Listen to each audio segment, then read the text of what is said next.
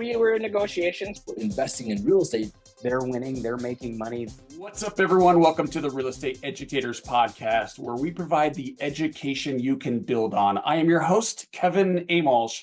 I have a very special guest with me today, but before that, I want to share about the podcast. I'm really excited about this. We've been having a lot of fun. We're now on season 2. This is different than other podcasts that I've seen in that we help real estate investors, and we also helped real estate educators. So if you're a real estate investor or you're creating content for investors, this is the podcast for you. You're going to enjoy this episode. I know it's a little different than what we've done in the past. So help me out. Give us a 5-star review and share it with a friend. So, Marc, I didn't get your last name's Bautis. Am I pronouncing that correctly? It's Bautis, but close enough. Bautis. So it's Bautis Financial. You've been a financial planner, financial advisor for 2 decades. And I know you work with a lot of real estate investors, published author, host of your own podcast, ton of experience, ton of success, and what I could tell, a ton of passion for helping your clients. So welcome to the show, man. Thanks, Kevin. Excited to be here. Let's take me back, because I know you work with real estate investors and I want to get into that. But before that, how did you get into the financial planning world? I kind of always wanted to be in finance. And what I thought finance was Wall Street and what you see on TVs and you see what's glorified and even the movie Wall Street. And I kind of thought I wanted to be a stockbroker, right? Pitching stocks, yelling, screaming, buying this, selling that. And then you realize what reality is, and it's a lot different than what you see on TV or what you see on the movies. Yet I still wanted to be in that capacity. And I guess kind of when I got involved in the early 2000s, financial planning started growing as a profession, or even as like a way of helping people improve their finances. Whereas, you would think it was something that was always there. But in reality, it really started getting kicked off or started gaining traction at that time. And that's kind of what really spurred me to be able to sit on the same side of the client, kind of opposite of on the side of Wall Street, and really just help people improve their financial lives. Yeah, that's a good point that you're making, early 2000s. So I got out of the Army in 2001, right during the dot-com crash, if you probably remember that. Mhm. And I started going to college, and I went to college for finance. And what I wanted to do is what you're doing right now. That was my passion. And then I had to start taking classes on taxation and insurance. I was like, maybe this isn't for me. But definitely you have to have a passion to help clients if you're doing what you're doing. Would you agree?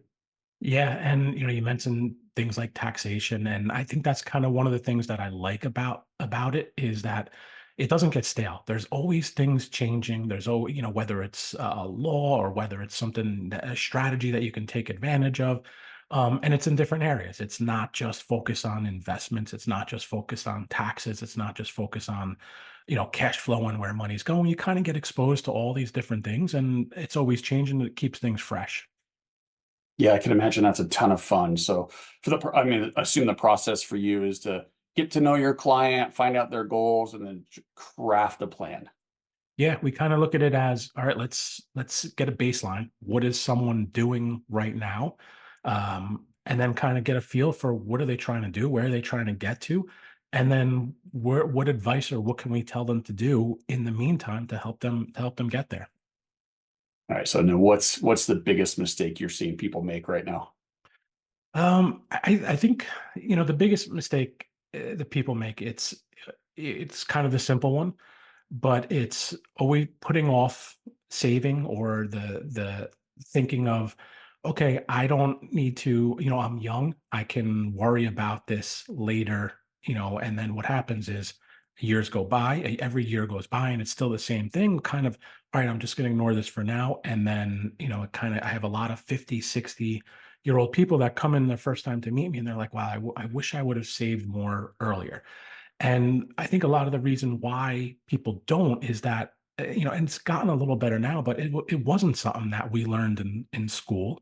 So you either had to pick it up somewhere else, most likely from your parents. And some parents had good habits with their finances and some didn't. And I think a lot of bad habits got picked up, and, it just keeps getting pushed down. And And I think financial literacy is a passion of mine also, and I think it's improving in schools. But I think that's kind of got to be the driver to really improve how people approach their finances. Ah, that's totally true. And I just went to a real estate conference in Denver, and I brought my 14-year-old. He's super passionate about success and entrepreneurship and real estate and all these things. And I was doing like a keynote presentation, and so I was trying to get to everybody's why. Like, what's your goal? What is the real reason you're here? So I just asked him. His name is Branson. I'm like, Branson, why are you here, man? And I made him in front of the whole room share his why he's in the room, and he says, because they don't teach you how to make money in school. Like, so what are we supposed to do, Mark? Yeah, I mean it's great for a 14-year-old to be thinking of that. Isn't that Yeah, amazing? yeah, but it's true. You're not taught these basic skills and even the concept. And right, it's not even the basic skills. It's kind of the mindset that I think that is even more important for people to learn young. And it's really, I mean, it should be taught at 6, 7, 8 years old, not when you're in high school, when you're in college. Kids pick up things. Kids can learn things when they're young, and it's an essential skill that should be learned early. Yeah, but how do we do it? So give you an example why he said that, what he said. Because I played the game Cash Flow with them. I'm a blended family. We have 5 kids, and I play that board game with them. And so they're learning how to stocks go up and down in value, and real estate and assets versus liability. So maybe had a leg up because of that board game. What do you suggest someone do to get some financial literacy? I've played the game too, and it's a great game, and it's a great teacher, right? Like it used before that was out, people would think of, oh, Monopoly is Monopoly, yeah, that's right. which is has great concepts too, Yeah, and obviously a lot simpler than cash flow, and you don't learn as much. But I think it should be initiated by, I would love for it to be initiated by the schools, and I know I've had some people on my podcast that are in that process of trying to, they'll create apps for kids or different challenges for kids to participate, and they're trying to get in with the school because, right, if it's with the school, it's challenging for teachers because they have this curriculum they have to teach, and they may not even have the financial skills to be able to teach it, and they get thrown this little, okay, we're going to do this session on financial literacy, and it's tough. It's got to be more, you want the training to be more ingrained, just like math and English and reading and language arts is. Finance should be ingrained either at the schools, and if it's not, you would want the parents to kind of there's different ways that they can, whether there's independent companies that can help with financial literacy, or there's different games like cash flow, or even books or apps out there that they could use. yeah, no, I love it. I think it does start with the parents, and I do love what you're saying about starting young. The power of compound interest is amazing, or just in compound gains, right? Yeah. Let's say it's stock, you probably do this with your clients, but reinvest the dividends, right? And how quickly that grows. All right, let's shift into the real estate side of things here. I want to get to know you a little bit better. So tell us, how do you help real estate investors?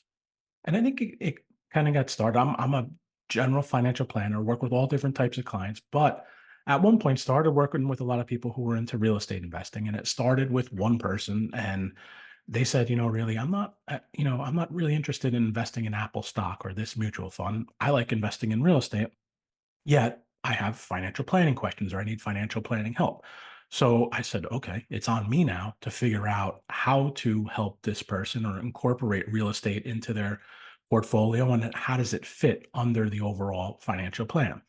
And to give you an example, they had kids, and when it came to education planning, they didn't want to open up a 529.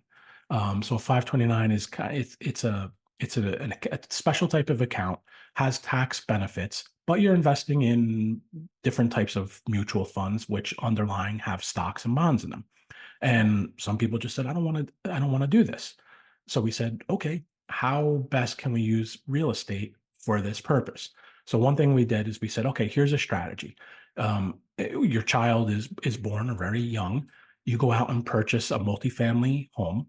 Put it on a 15-year loan schedule. Obviously the cash flow has to work on this where you're generating positive cash flow, but by the time your child is ready for college, eh, theoretically you have this multifamily property paid off, and instead of having to sell the property, you can refinance it, pull out equity, use that to finance the education or to pay for the education, and you're still left with an asset versus like a 529 account where you use it, it's great, you pay for college, but at the end of it there's probably not going to be anything left and the asset is gone. So this was just an example of said, okay, how can we see what you're trying to do, and there's different ways to get there. You don't have to always follow one specific path. How in this case could we utilize real estate for education planning? Yeah, that's a good point. And when you refinance and keep the asset, so you're pulling out the cash to accomplish your financial goal, keeping the asset, something Kiyosaki talks a lot about. You don't get taxed on that money, do you? Yeah, so that's probably the biggest benefit, is that it's a non-taxed event, the refinance. Whereas if they did sell it, assuming that it was worth more now than when they bought it, they would owe capital gains, most likely on it. So that's the other benefit of it, is that they do pull out money. They're able to pull out money. They're able to utilize that money, but they don't have to pay capital gains or tax on that event. Yeah, that's amazing. I love that strategy. So it's a liability, so it's not income, no tax on it. Now you might have to pay tax eventually, right? Yeah. And that's another area that we've helped people out with, where someone buys some kind of multifamily or some property that they own by themselves, they're managing, and even whether they have a property manager on board helping with it, you're going to be involved in some capacity. So Yeah. real estate's passive, but there's going to be some involvement, and some people just get tired of it. They don't want to deal with it, whatever the capacity is. So they said, okay, I would like to get out of this real estate property. But then they look at the potential tax bill that they would have if they sold it. So one option we've been working with clients on is doing a 1031 exchange into a DST, or a Delaware Statutory Trust, where they can still maintain real estate. They do the 1031 so that they can shift not having to pay capital gains tax into a Delaware Statutory Trust, which is in this case, it's a piece of real estate that they're investing in. So they're not changing their asset profile or their allocation profile. And it's a passive structure where the actual property is professionally managed, and they don't have to deal with a lot of the things that they were dealing with previously. So I've heard about these, Mark, DSTs. And I want to use the word avoid, but that's not really the right word. But it's a way to, let's say, save on taxes. It's a little confusing topic for me, and so I can assume or imagine that the listener might be a little confused. Can you like unpackage that a little bit for us? Sure. So, I guess, and going back to the example I was giving, where someone owns a property, and it could be owned individually or owned, in their LLC that they created to own it. And uh, the typical, I guess, way of shifting or delaying paying the capital gains tax is through a 1031. However, when most people think of a 1031, they think, oh, I got to go buy another property in my name or in my LLC's name, because it does have to be titled the same way. And they just are at the same boat. They may have tried to wanted to get out of more actively managing real estate into something more passive, but doing that this 1031 by just buying another property, if they didn't like the asset, the 1031 works because they changed it, but it didn't solve the problem of going into more passive real estate investment. Where the Okay. Delaware Statutory Trust is comes into play is that it's a trust structure where, even though their ownership is in the same name that it was originally, so whether that was personally or in that LLC, it's going to be in type or in terms of a, let's call it like a fund. So let's say they sold something that was $100,000, the property, just to use a round number. And the property inside the Delaware Statutory Trust, which is just a structure, is $1 million. Instead of owning 100% of this 100,000, they're going to own 10% of $1 million. But their ownership is still titled the same way that it was previously. And now they're getting their K1. Any income or expenses is directly proportioned to their ownership on it. And it solves that problem of being able to do a 1031 like kind exchange into a more passively managed structure and not having to. And you can think of these Delaware statutory trusts as any type of investment. It could be a multifamily, it could be a commercial, it could be a storage facility, a mobile home park. It really is not limited. It's just you have to go and find one that suits or fits what you're trying to do. It could be in it could be a more cash flow type of property. It could be one that's in a more opportunistic zone or area. So you really just have to look, and they'll have a PPM or a private placement memorandum that really dictates kind of this is what's going to happen with the property. The one thing you do give up with it is you give up control.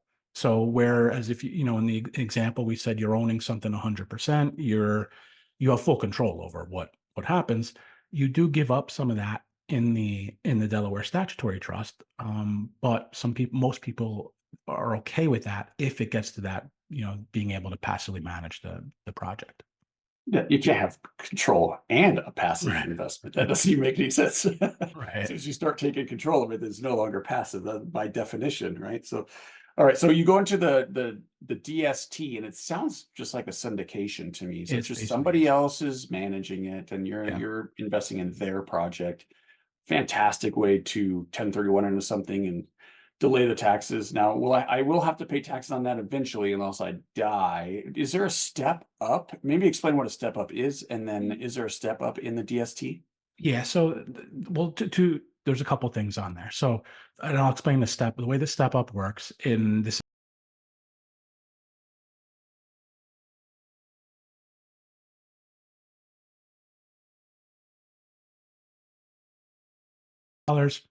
And it increases in value. And then it's worth $1 million. And then you die. Whoever inherits that property, their cost basis is not what you paid, that 100,000. It's the actual value of the property at the day that you die. So $1 million. Whereas if you sold that property the day before you died, you would owe, or essentially your estate would owe, because you passed away, $900,000 worth of capital gains tax. And I'm just using round numbers. There's more that goes into determining that, but essentially kind of a high level. DSTs are the same. So there's a step up in basis if someone does inherit it. A lot of the things with the DSTs, and you see it because they are like syndications, they usually have lifespans. And it could be as short as 18 months. It could be as long as 10 years. But if you're involved in syndications, a lot of times the sponsor, and there's like kind of a cash, not churning, but they go through a cycle. And if it gets sold and you don't 1031 into another DST or into something, you don't have to, you still have flexibility. You can 1031 it into, and you can go back into say, I didn't really like that DST, the way it was managed. I want to either go into another DST, or I want to go back to, buying something in my own name and 100% and not dealing with anyone else. You can do that. But if you don't, then you would have to pay capital gains tax at that point. This episode is brought to you by Pine Financial Group. Pine Financial is a private lender specializing in short-term rehab lending to real estate investors. Got a property that needs some love? We can help. We are able to offer funding solutions because we raise private money from individual investors. With more than 15 years of experience, Pine offers passive investors an alternative that provides stability, consistency, and security to your portfolio. If you like real estate but want to avoid the ups and downs and effort, a Pine mortgage fund could be a perfect fit for you. Accredited investors will experience an 8% preferred return and profit sharing. Diversify your portfolio out of Wall Street and into Main Street with a Pine Financial Group mortgage fund. Get more information at pinefinancialgroup.com. That's pinefinancialgroup.com. That's what we call it. Defer till you die, right? Yeah. That's the term. Yep. All right. So you have, I had a question on REITs because I want to make sure I get into REITs because I'm sure that you are familiar with those. Mm-hmm. So REITs are real estate investment trust. Can you 1031 into a REIT? I don't actually know the answer to that. You can't, and that's like kind of the whole concept of a DST. It's the structure of ownership, which is different. Whereas a DST, your name is you are owning part of that property. Whatever percentage of equity that you put in, you're owning that property. Where a REIT is different is that you're owning a share of a security that owns property. And because it's not considered a like exchange, because the ownership is different, the way it's structured is different, you cannot 1031 into a REIT. So it's a little bit different. That makes sense.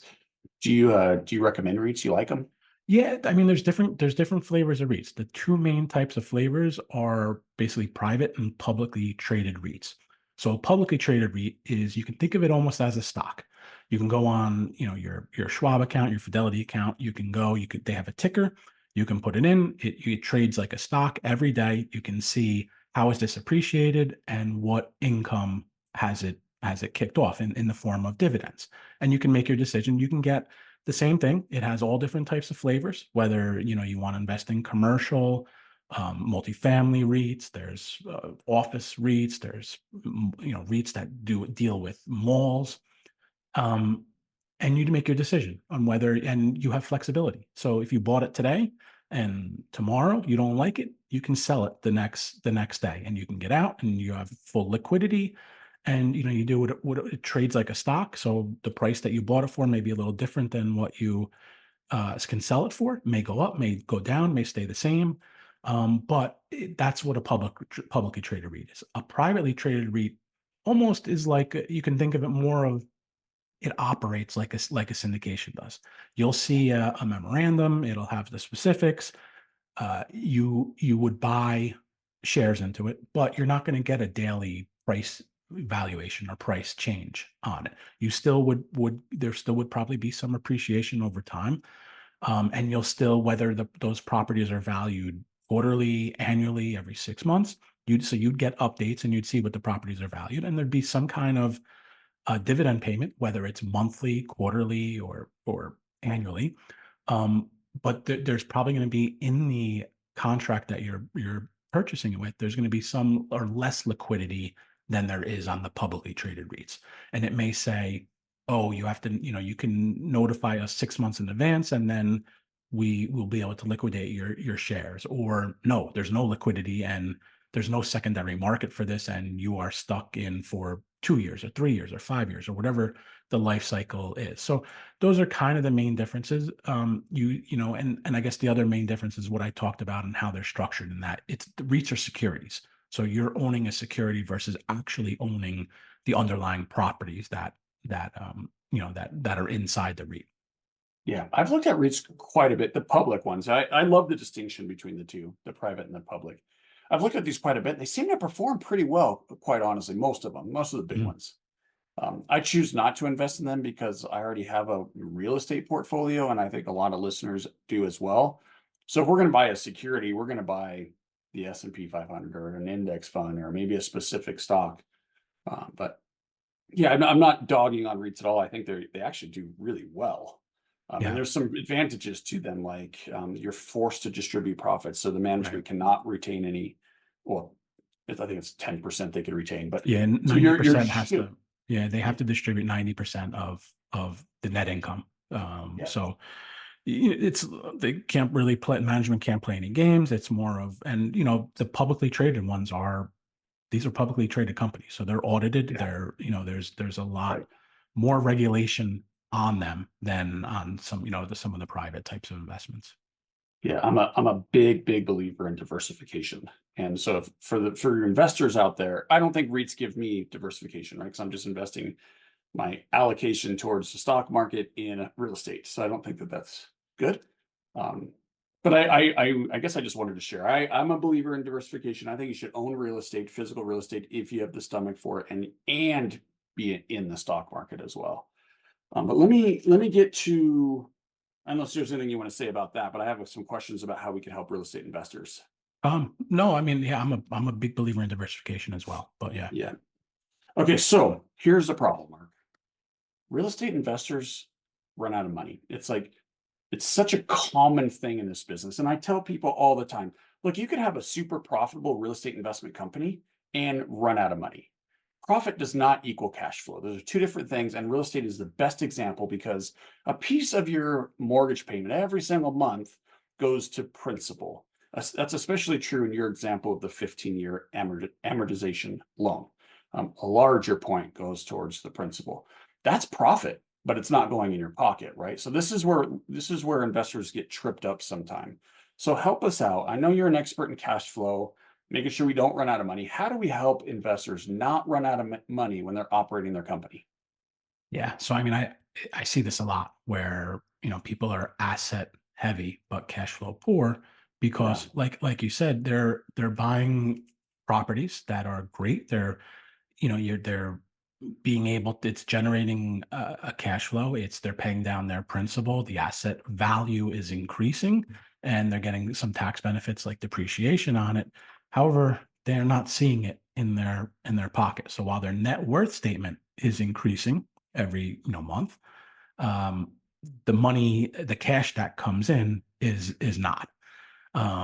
So there are a couple of things that we try and do, and what the first thing is, you want to leverage or utilize the properties as best you can. So if they are building up a lot of equity over time, you may be able to use that equity in, like you mentioned, that refinance example that we talked about with education.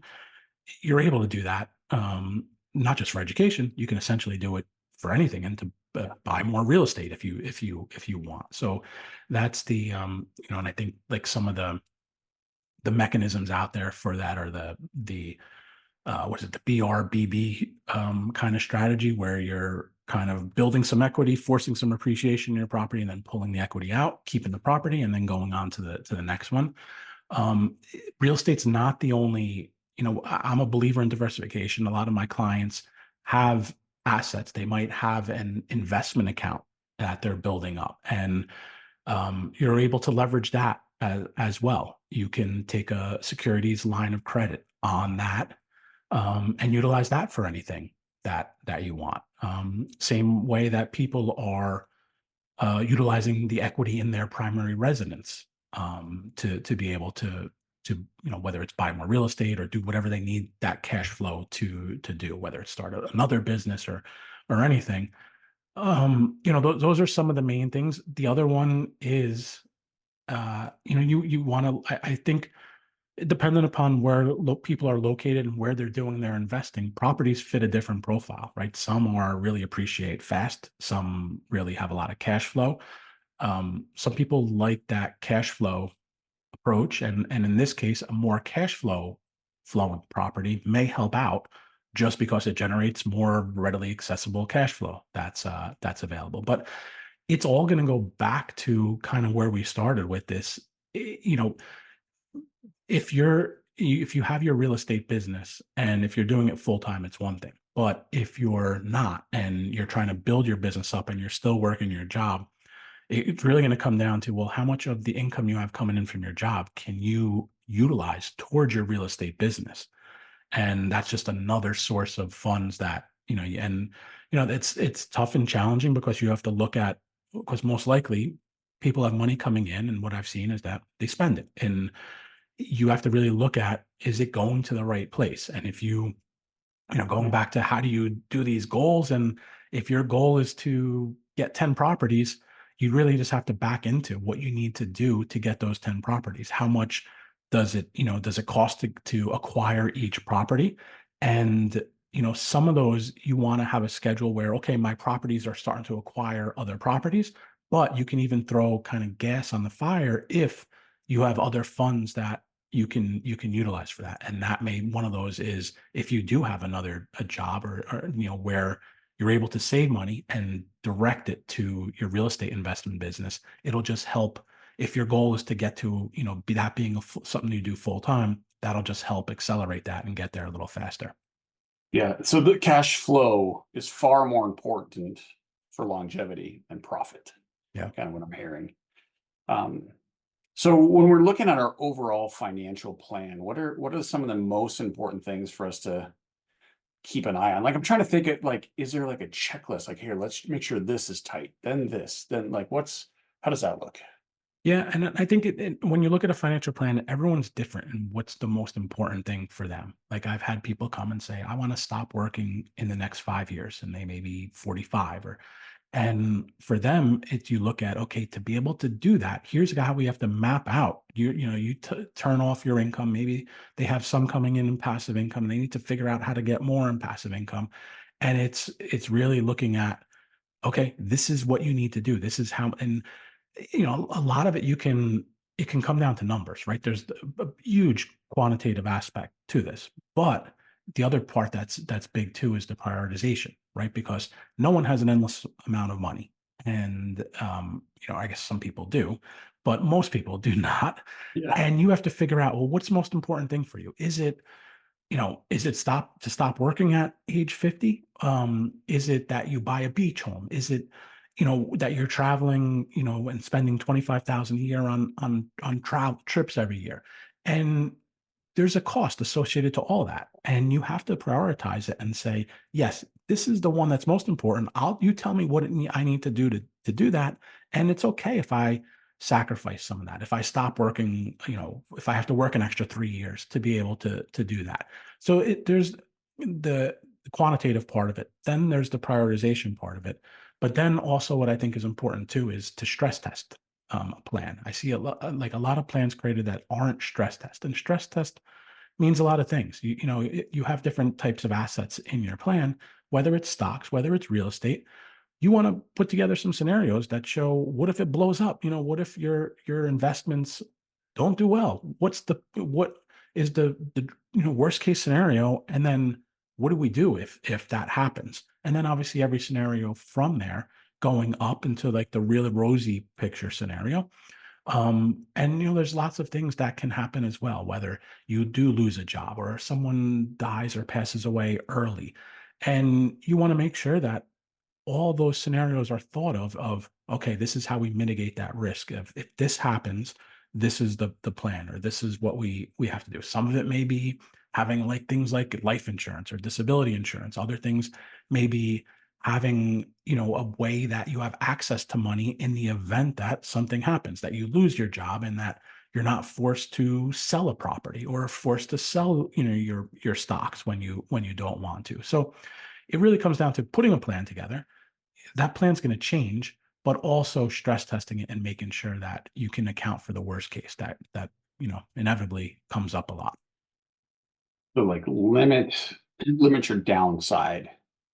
Yeah, it's not even limit. Like I wouldn't even say limiting it. It's like just be prepared for it could happen, and if it does happen, what is the plan? How do you then mitigate it if that does happen, right? Because limiting it is also, if you limit the downside, you're also limiting probably the upside too. So there's nothing wrong with having downside, but just know that it could have, the downside could happen. And what I see is a lot of people, the downside does happen, and then there's a scramble and when you have to scramble, you probably are going to do something that you didn't want to do or didn't intend to do, and that's where I see people get into trouble with it. So it's as you're putting that plan together, think of the downside, and this is what the plan is if the downside does happen.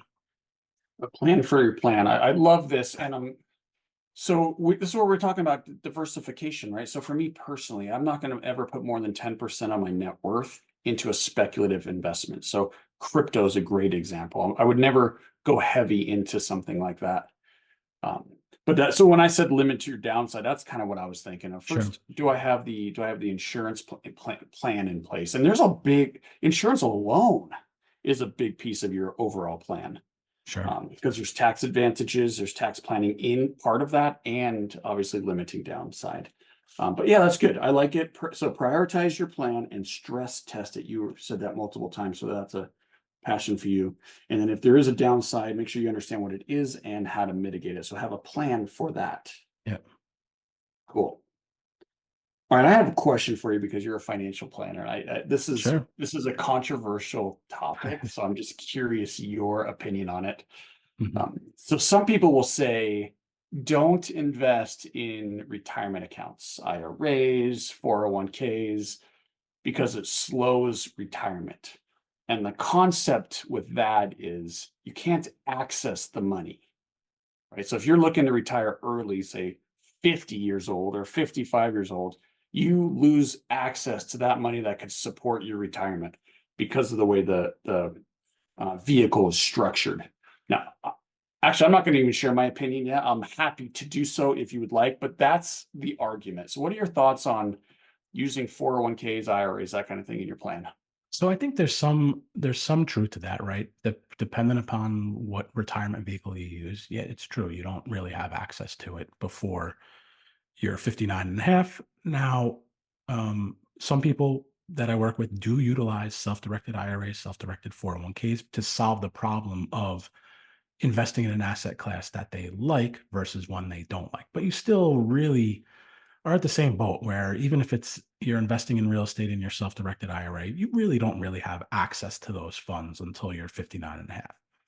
The Roth IRA, the Roth 401k solves a lot of that problem because you are able to access at least the money you put into it prior to 59 and a half because you've already paid tax on it.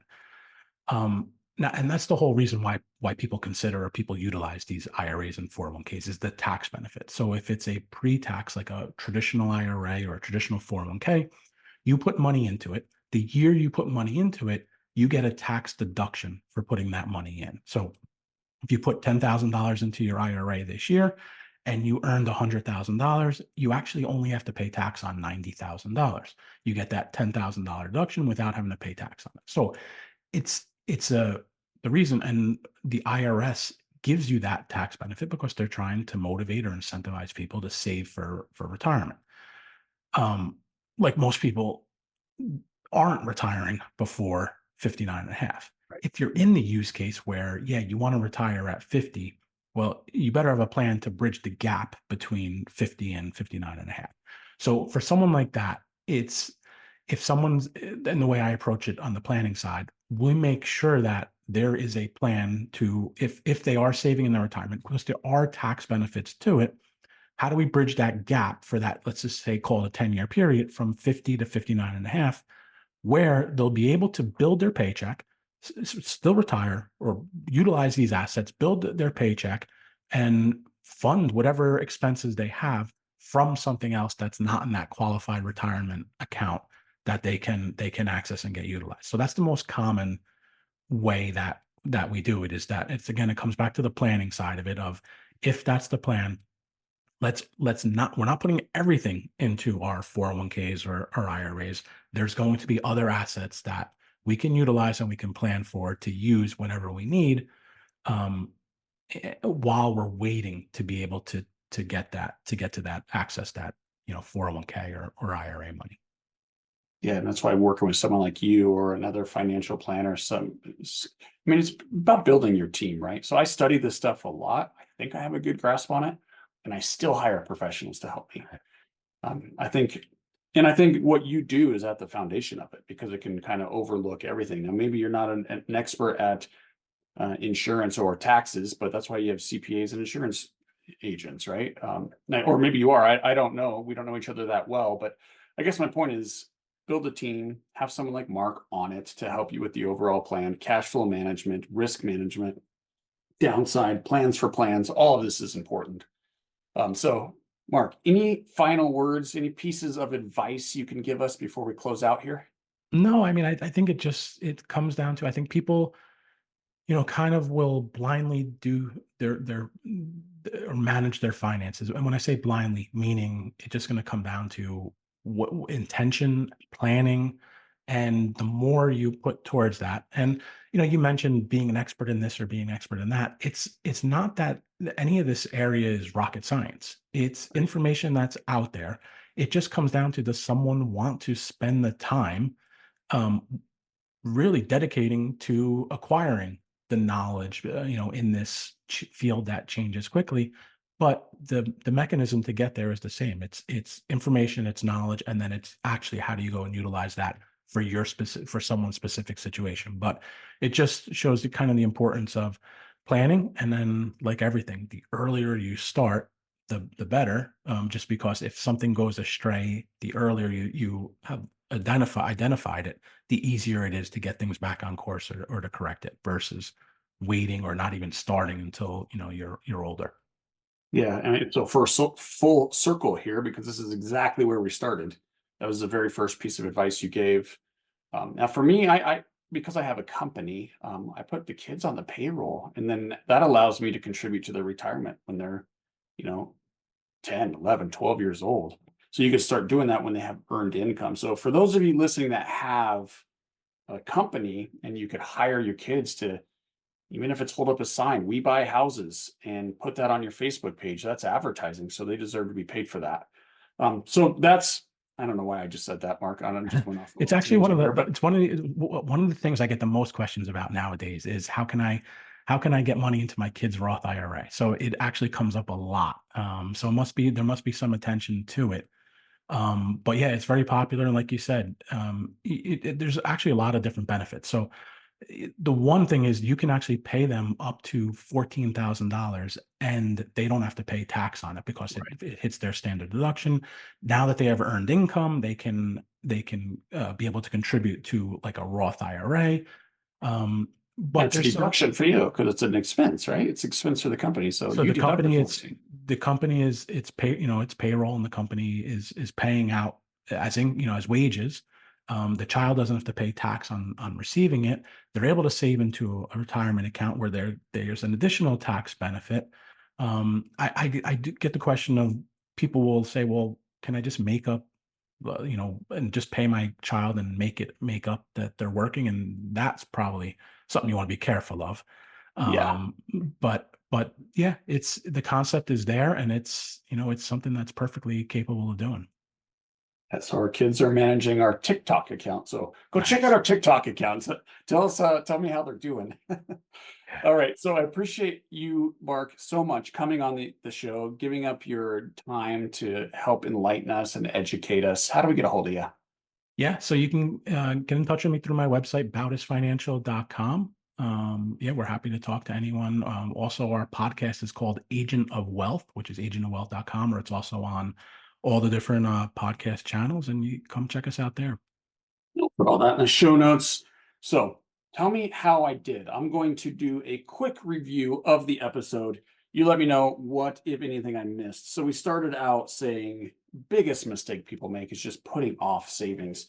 Start your savings early. Get your kids going early, like we talked about there at the end. You could use real estate for college savings, and then later, Mark says you can kind of use it for anything. So his idea was to pull money out with a refinance tax-free to help pay for college. We talked a lot about DSTs, the Delaware Statutory Trust, and how to use a 1031 into that. So you can go from active investing into passive investings. You will give up control. Cash flow is super important, even more important than profits. And the advice is maximize your assets. So again, it might be leveraging equity or buying properties that produce a little bit more cash flow instead of looking for maximizing profit. And then finally, prioritizing your plan. Super, super important. I'm so glad that you brought this up. Stress testing it. We do that with our real estate investments. So do that with your overall plan. Talked about plans of plans. Mitigate your downside. So just understand, he didn't say limit. That was my words. He said prepare for the downside, and then how to mitigate it. So Mark, how'd I do? Great recap. Yeah, you covered it. Awesome, man. Well, again, thank you so much for joining me today, Mark. Thank you for the listener. We really are trying to get as much content and much value to you as we possibly can. You could help us by subscribing, giving us a 5-star review. So, Mark, thank you so much again. For the viewer, thank you, and I hope you make this day a great one. Hey guys, I hope you enjoyed this episode as much as I did. If you did, please be sure to follow and leave us a review. Oh yeah, and tell a friend.